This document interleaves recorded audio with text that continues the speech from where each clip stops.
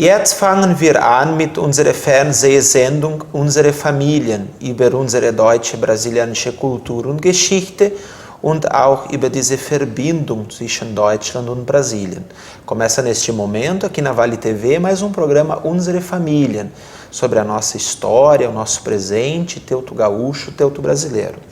Temos a alegria de ter conosco hoje, aqui nos estúdios, nosso amigo, ex-prefeito da cidade de Estância Velha, Valdir Dilkin, que vem nos contar sobre a sua história, a história da sua família e também sobre o Herval e Estância Velha.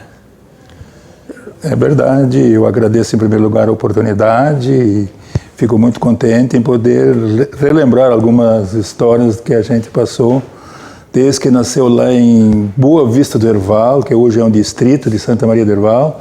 Na época era o município de São Leopoldo. Eu já pertencia a São Leopoldo, 2 irmãos, Santa Maria do Herval e Estância Velha. Então é muito interessante e fiquei pensando durante as últimas horas do que vou me lembrar, do que nós vamos falar sobre essa minha terra natal de Santa Maria do Herval, que mora no meu coração, onde eu comecei a vida, onde eu passei as maiores dificuldades também, mas marcou e adoro essa terra de Santa Maria do Herval.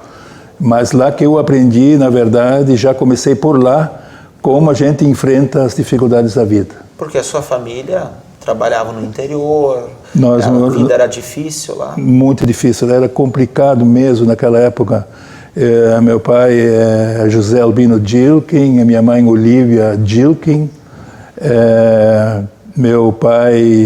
O meu avô era o Pedro Dilkin filho do Peter Dilkin, que veio da Alemanha com 8 anos de idade. E por parte da minha mãe, era Pedro Winger, o meu bisavô, e o João Stout, meu avô, e Olívia era minha mãe. E o meu bisavô, por parte de mãe, também esteve na Guerra do Paraguai durante 7 anos. Morava em Santa Maria do Herval, foi convocado e passou os 7 anos que a guerra durou. Ele esteve lá presente, lutando no Exército Brasileiro. Nós, recentemente, quando nos encontramos, eu me recordo de um comentário seu dizendo, bem, nos dias de hoje, nós não teríamos saído da comunidade como foi lá atrás, né, em virtude das dificuldades que havia. Exatamente. Se na época Santa Maria do Herval fosse como é hoje, provavelmente a gente não teria saído de Santa Maria do Herval. Naquela época, muitos saíram de lá e vieram para morar aqui em torno de Novo Hamburgo, Campo Bom, Estância Velha, Sapiranga, muitos. A população de Herval diminuiu muito em relação aos anos 60, por aí mais ou menos. E você me dizia que foi aprender português? Eu já tinha 11 anos quando eu aprendi a falar português, quando eu fui para o seminário mesmo. Eu, desde menino, eu queria ser padre, então eu estava me preparando para isso. Eu era coroinha da comunidade, respondia a missa em latim, totalmente a missa em latim, mas a gente não entendia, nem o português, muito menos o latim, né? E depois, quando fui para o seminário, lógico, daí eu fui aprendendo e tudo deu certo. E quais, assim, as suas lembranças mais remotas ali do Herval, dessa vida ali em comunidade? Olha, falando assim, do que mais me chama a atenção era a própria dificuldade mesmo. Era muito complicado. Meu pai tinha 10 filhos, uma terra pequena, cheia de morro, vivia da agricultura, não tinha sindicatos, não tinha médico, não tinha hospital. O hospital tinha, mas estava fechado. Qualquer doença era um pavor, entendeu? Então isso era muito complicado naquela época. Inclusive, eu perdi uma irmãzinha por meningite. Não tinha cura na época, a meningite era fatal. Então, essas eram as maiores dificuldades. Mas também, como eu disse, a dificuldade aprende tudo a reagir, entendeu? A gente nunca se entregou. Então, nossa família, meus irmãos, ninguém se entregou. Nós fomos à luta, fomos trabalhar e vencemos na vida, dá para dizer assim. Então, vencemos na vida. E eu tinha algumas particularidades. Por exemplo, o meu era menino, pequenininho, o mais velho dos filhos do meu pai. Então a gente tinha que trabalhar. Com 3, 4 aninhos eu já fazia mamadeira para os irmãos, cuidava da casa, já cozinhava certas coisas. Amanhã na roça eu já cozinhava batata, feijão, essas coisas com pouca idade. E uma coisa que me lembro muito, uma particularidade interessante, foi assim, o meu pai tinha um burro. E esse burro era incrível. Ele pelo peso que ele carregava, ele sabia onde é que ele tinha que ir. Então eu era muito pequenininho, meu pai, então quando ele colocava um peso maior, o burro sabia que tinha que ir no moinho. Eu sentava em cima, eu não precisava nem guiar ele ia direto no moinho. Eu ia de Boa Vista Herval até Santa Maria do Herval. O senhor só ia sentadinho? Sentadinho em cima e o burro me levava. A gente começou muito pequeno já a participar dos trabalhos do dia a dia. E essa religiosidade, essa sua vontade também, naquele momento de ser padre, a religiosidade era algo muito presente nas famílias. Sim, naquela época, quando tinha missa, parava tudo, né? Todo mundo ia na missa, podia ser em segundas, terças, quartas, porque lá eram muitas capelas, né? Então o padre não vinha só em domingos, ele vinha em segundas, vinha em quartas, vinha em sextas, e a gente ia, largava tudo e todo mundo ia na missa. Sempre, a família sempre tinha que ser representada por alguém ou por uma parte da família. Não, ia todo mundo. Os neném, a mãe levava os neném no colo, e ia todo mundo na missa. Não só nós, a comunidade toda. E essa trajetória do momento que o senhor vai para o seminário para estudar, é uma mudança dos seus hábitos, da vida, não estar mais com a família. Se o senhor puder contar para nós como foi esse início. Na verdade, como eu disse, eu fui por minha iniciativa, ninguém pediu para eu ir, mas eu fui por minha vontade, mas sofri muito. Passei muita saudade. E eu passei tanta saudade que hoje eu ainda sonho que estou me preparando para ir para o seminário e quantos dias no sonho, quanto tempo vai levar para eu voltar. Eu fiquei com muita saudade, naquela época não tinha comunicação, não tinha telefone, não tinha, uma carta que eu escrevia lá no seminário para casa levava 30 dias para chegar em casa. E eles escrevendo para mim da mesma forma. Então a gente não sabia como é que estava o pai, como é que estava a mãe, como é que estavam os irmãos, a gente não sabia, não tinha notícia mesmo. E ficava 4 meses e meio, sem ir para casa. Ficava permanentemente lá dentro. Mas o retorno era uma felicidade, assim? Era uma alegria. A gente, quando eu chegava, amanhã vamos para casa, a gente nem dormia de noite. Ficava tão ansioso que não dormia, viu? Então era muito bom. Sim. E quantos anos foram, Valdir? Eu fiquei 5. 5 anos, entre Bom Princípio e depois... Gravataí. Eu fiquei dos 11 anos até os 17. Faria tudo de novo, mesmo tendo saudade, mesmo tendo não sei o quê, porque é uma história, é uma formação ímpar, né? Não se compara com nenhuma na época, né? Hoje já o seminário já usa a própria rede estadual, municipal para formar os alunos, mas naquela época não, era aula lá dentro com professores de primeira linha. Então foi muito interessante, muito bom, uma educação, um caráter, e era um regime militar, não podia, a disciplina era rígida até demais. Qualquer vírgula era uma advertência. E Valdir, como foi esse teu retorno depois, e a saída, depois você passou a morar em Estância Velha, né? Nos conte assim como foi essa mudança, em que época essa mudança, né? Do Herval para Estância. Eu saí em fins de 68 do seminário, e daí se eu ficasse morar lá em Santa Maria do Herval, na época eu não teria oportunidade nenhuma de desenvolver qualquer atividade. Não tinha emprego, não tinha meios de você se desenvolver, teria que ficar trabalhando na roça. E daí que eu insisti com meu pai que nós viéssemos morar aqui na cidade, que nós poderíamos estudar à noite, que nós poderíamos melhorar muito a nossa vida e tal. E o pai concordou. Então, em 1970, nós viemos, toda a família veio morar em Estância Velha. Toda a família? Toda a família. Todo mundo. Então, viemos morar em Estância Velha. E dali nós começamos uma nova vida. Viemos com muita dificuldade. Eu cheguei a capinar roça de aipim para poder sobreviver. Os primeiros tempos antes de ter emprego, né? Capinei roça de aipim, eu tirava areia dos arroios para vender areia para os construtores, essas coisas tudo eu fiz. Inclusive aqui no Novo Hamburgo, aqui no arroio Luiz Rau, né? Ali, todo mundo tirava areia dali e eu também ia lá, tirava minha areia, no final do dia vendia. O Valdir também tem uma história com o Novo Hamburgo aí, legal. Foi. E também esse momento de transição, que atividade profissional que teus irmãos... Nós éramos todos agricultores, ninguém tinha formação, éramos todos guri novo ainda, não tínhamos formação nenhuma, apenas a escola inicial lá em Santa Maria do Herval. E depois, Valdir, na tua trajetória profissional, né, essa caminhada, como que foi assim para...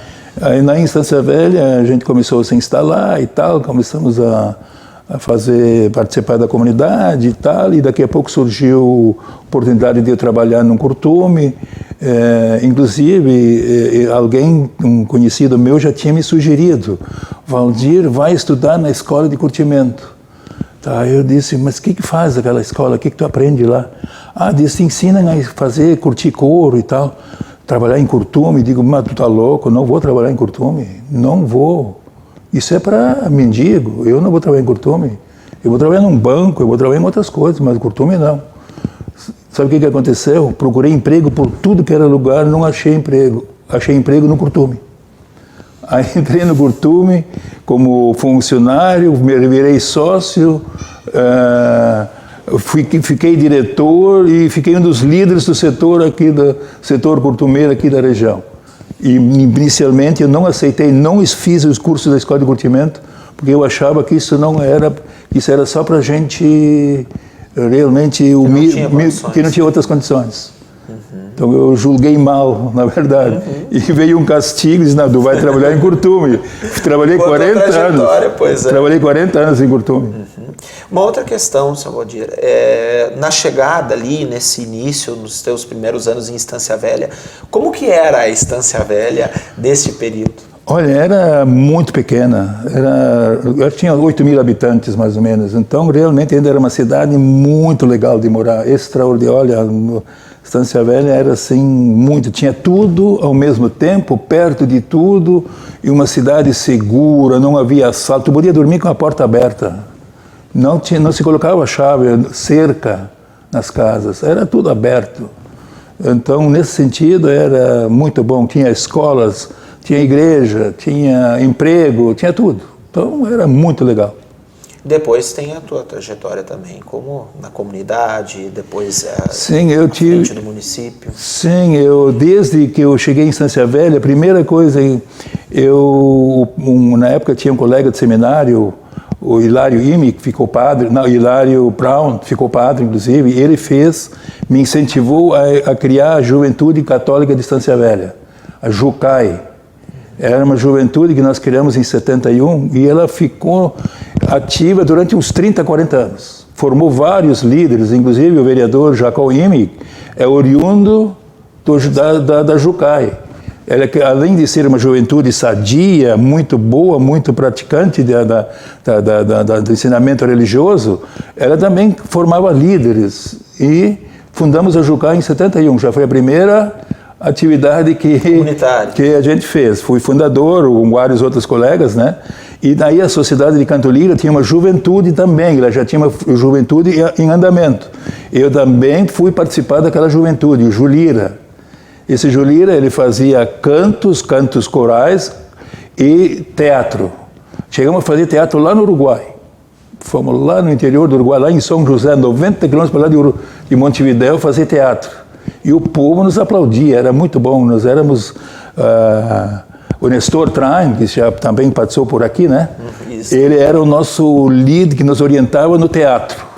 E o João Milton Ritter, que fez o hino de Estância Velha, era o nosso regente de coral. Então nós tínhamos uma equipe assim, olha, uma turma fantástica. Então foram essas duas primeiras coisas que eu fiz na comunidade. Depois, quando comecei a trabalhar no Curtume, já me levaram para o Futebol Clube Estância Velha. Lá comecei a divulgar os cartazes dos jogos, cobrar ingresso, virei presidente várias vezes, fiz todo o cargo possível eu tive lá no Futebol Clube Estância Velha. Depois fui do Lions Club, participei do Lions Club, fui presidente do Mobral, na época o EJA era Mobral. Isso. E o prefeito me convidou para ser, a gente fazia tudo isso voluntariamente, nada de ter alguma remuneração. Então, aí começou, daí participei por tudo, eu não tinha uma entidade lá que eu não tive alguma participação na diretoria. É interessante, Valdir, porque Estância Velha, durante boa parte da sua trajetória, teve uma história muito luterana. Só que depois, quando muitos operários, muitas famílias emigraram para Estância Velha, houve um crescimento muito importante também da comunidade católica de Estância Velha. Sim, o início foi muito difícil. Por exemplo, a igreja evangélica iniciou há 189, 190 anos atrás, e a comunidade católica de Estância Velha deve ter 60 anos. Então, muitos anos depois que veio a igreja católica, entendeu? Então, foi realmente muito demorado a vinda dos católicos para a Estância Velha. Passaram muita dificuldade para construir a primeira igreja, mas depois foi aumentando, os empregos foram aparecendo e o povo vinha morar em Estância Velha e depois a igreja católica, e hoje é o maior número de Estância Velha. E também em que momento que essa representatividade de um líder comunitário se torna também através da política? Mas antes de eu chegar na política, lá no Curtume eu já era um líder nato, conhecido na região já. Mas aí eu fiz 35 anos de coluna para o NH, para o Jornal de Novo Hamburgo. Eu fui 28 anos conselheiro do Esporte Clube Internacional. Na verdade, eu tinha 4 coisas primordiais, que é a minha família, que é o meu trabalho e o internacional. Eu sempre digo assim, pode ter havido um Colorado não teve Colorado mais, digamos assim, dedicado que eu. Pode ser igual, mas mais não. Eu sempre digo, o único foi o Hildo Meneghetti. Porque o Meneghetti, ele foi presidente do Inter, é patrono do Inter, ele nunca entrou no estádio do Grêmio. E eu entrei, então eu perdi para ele. Mas, claro, brincando, né? Sim, sim. A gente respeita. São 2 grandes clubes, né? Sim. Então, mas assim, da e isso tudo deu para mim, como é que eu vou dizer, conhecimento. Lá eu convivi com a nata lá dentro do conselho do Inter, é desembargador, é empresário, é jornalista, é advogado. Lá tu convivia com uma equipe seleta, era 300 conselheiros, que você se reunia com eles periodicamente, e eu era um dos que mais metidos, entendeu? Então eu fundei consulados no interior do estado, até em Santa Catarina, eu viajei por tudo. Inclusive, um dia fomos, um grupo de conselheiros, assistir um jogo do Inter em Montevidéu, contratamos um ônibus da Pluma e os conselheiros foram naquele ônibus, um ônibus leito, tal, na época, e fomos olhar o jogo Inter e Peñarol, e o Inter ganhou de 2-1 lá, e botaram fogo no nosso ônibus. Chegamos no ônibus depois para embarcar, para ir de volta, e estava em chamas. Entrou uma turma de moleques lá de Montevidéu, do Peñarol, estraçalharam o ônibus. O ônibus ficou, e depois eu vi na revista Placar, né, a fotografia do ônibus estava torcido, tudo em ferro velho. Então são tudo coisas que a gente passou, né, nessa trajetória de futebol. E isso me deu, como é que eu vou dizer, queira ou não queira... Também visibilidade. Exatamente, porque eu não ficava só torcendo, eu ficava trabalhando mais do que torcer, entendeu? Então isso tudo veio para me acrescentar, também prejudica, mas também acrescentou muito, entendeu? Eu aprendi muito. Porque você também, imagina, 8 anos como prefeito, depois... Sim, município. Depois, quando chegou a hora de ser candidato, quando fui convidado, quando teve uma insistência muito grande, eu nem partido não tinha, eu nunca tinha sido inscrito no partido político, e daí fui receber o convite e tal, aí fiquei pensando, realmente, daí eu fiz uma mudança de vida. Se eu for eleito, eu não volto, aí eu largo o curtume, vou sair da empresa. E foi o que aconteceu. Aí eu fui eleito, e aí fiquei 8 anos, fui reeleito, e fiquei esses 8 anos me dedicando como prefeito na comunidade. E certamente mais uma contribuição que você pôde dar. Agora, quando você olha para trás, assim, de como era a Estância Velha lá na sua chegada, né? E hoje é um município pujante, é uma população muito maior, né? Então, pudesse assim destacar para nós sobre a cidade nos dias de hoje. Olha, na época, viu, nós tínhamos grandes empresas fortes. Eu sempre digo assim, nós éramos muito fortes, inclusive maior que Campo Bom. Nós tínhamos a Seta, que era uma empresa enorme, uma empresa forte. Nós tínhamos o Benderschuk, que era a maior curtume do Brasil na época. A metalúrgica Weber, que era uma baita de uma metalúrgica, empregava muita gente. Então nós tínhamos já naquela época uma renda mensal muito boa para o município.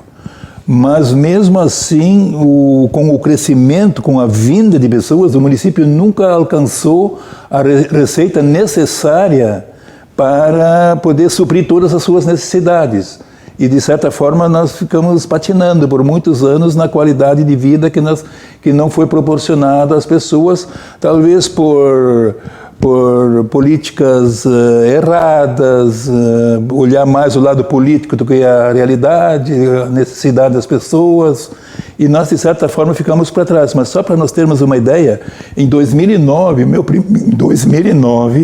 meu primeiro orçamento como prefeito foi 50 milhões. 50 milhões o município arrecadou em 2009. Quando eu saí, 8 anos depois, estava em 161 milhões. Agora imagina o orçamento em 1959, quanto deve ter sido, né? Sim. E como também deve ter evoluído, mas chegou até 2009 só em 50 milhões. E de 2009, e quando eu entreguei no dia 31 de dezembro de 2016, era 161 milhões. E está aumentando cada mês. Agora, então, na época havia grandes empresas, mas hoje proliferaram muitas empresas, diversificou muito pequenas empresas e produzindo bastante, entendeu? Então, hoje a economia de Estância Velha é muito melhor do que há 40, 50 anos atrás, ou 30 anos atrás, mesmo 20 anos atrás, quando nós tínhamos 4, 5, 6 empresas grandes, mas não havia as menores. Não havia, era tudo centrado em couro. Então, hoje não. Hoje tem couro, metalurgia, química, construções, tá diverso. O vinho, até vinho se faz em Estância Velha hoje. Sucos, tá? Então, embutidos, conservas, tudo Estância Velha tem hoje, que na época não tinha. E Valdir, a gente está encaminhando para as considerações finais. O senhor puder destacar aqui a importância de a gente divulgar, né, os municípios, as famílias, aqui a nossa região, já que é a nossa terra, já que aqui os lugares aqui, Novo Hamburgo, Estância, os municípios ao redor, onde a gente vive, onde a gente tem os nossos elos, os nossos laços. Olha, é de fundamental importância. Eu sou um daqueles que procuro sempre a origem, entendeu? Eu incentivo, até às vezes brincam comigo, mas tu sei o quê, tu quer saber quem é quem? Não, eu quero saber mesmo, porque então aquela cultura inicial, aquela família que ia, se eu pudesse, ficaria tudo como estava, entendeu? Então eu te parabenizo por esse trabalho, porque é muito bom, por exemplo, as pessoas até conhecerem a própria... todo mundo conhece o Valdir, conhece o Nestor, mas eles não sabem alguns detalhes, eles não sabem, entendeu? Eles podem achar, tudo foi fácil, ou tudo é não sei o quê. Então, isso é muito bom, que essa oportunidade que a gente tem, através do teu programa, para divulgar isso e nós não deixar morrer a nossa história. Entendeu? Quando eu era prefeito, inclusive, eu tinha feito uma parceria com lá de Santa Maria do Herval, a Solange, eu já tinha aula de alemão, até a 5ª série dentro da escola. Mas eu, de certa forma, não consegui oficializar através de projeto de lei. E daí eu já tinha lá até a 5ª série, tinha aula em alemão, o Hunsrück, não o gramatical. E aí saí e a outra prefeita já não continuou mais. Eu sinto essa falta, porque nós estamos fazendo um KERP extraordinário, mas ninguém mais fala alemão. E são raízes muito germânicas. Os meus filhos não falam mais, entendeu? E então, os filhos do nosso povo lá, ninguém mais fala alemão. Nós temos que voltar, digamos assim, com mais intensidade. Não é só a bandinha, não é só a comida, é o todo, entendeu? E eu pudesse, essa aula de alemão hoje seria uma matéria oficial dentro da escola. Então, isso é como é que eu vou dizer, alguma coisa que nós teríamos que rever aqui no Vale dos Sinos. Obrigado, Valdir, por dividir aqui comigo, com os nossos telespectadores, né, o teu conhecimento, tua história de vida e essa relação com Santa Maria do Herval, com Estância Velha e aqui, né, com os nossos vales. Eu agradeço muito a oportunidade e meus parabéns mais uma vez pelo teu programa, e a gente está sempre à disposição, se puder dar como é que eu vou dizer, uma sugestão, se puder dar uma divulgação de alguma coisa, a gente sempre está presente e a gente está acompanhando. Acompanhei o Alemão Schorsch, o Nestor, exatamente. O Alemão Schorsch era meu colega também de seminário. Legal. Valdir, obrigado. Eu que agradeço. Obrigado também a todos vocês que nos acompanham aqui na Vale TV. Continuem nos acompanhando pelo canal 14 da NET, também pelo YouTube, pelo Facebook, no nosso projeto, no nosso programa Unsere Familie.